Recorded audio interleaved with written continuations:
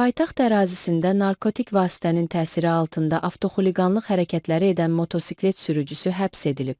Bakı şəhər Dövlət Yol Polisi İdarəsindən Stop Narkotikaza verilən məlumata görə, idarənin əməkdaşları tərəfindən Honda markalı 99D401 dövlət qeydiyyat nişanlı nəqliyyat vasitəsinin sürücüsü Ceyhun Mustafayev paytaxt ərazisində yol hərəkəti qaydalarını davamlı şəkildə pozaraq digər hərəkət iştirakçılarının da sağlamlığı üçün real təhlükə yaratdığı üçün saxlanılıb.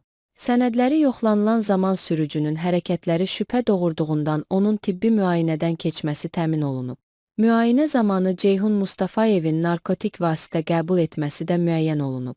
Sürücü barəsində Azərbaycan Respublikası İnzibati Xətalar Məcəlləsinin müvafiq maddələrinə əsasən inzibati protokol tərtib edilərək baxılması üçün aidiyyəti məhkəməyə göndərilib.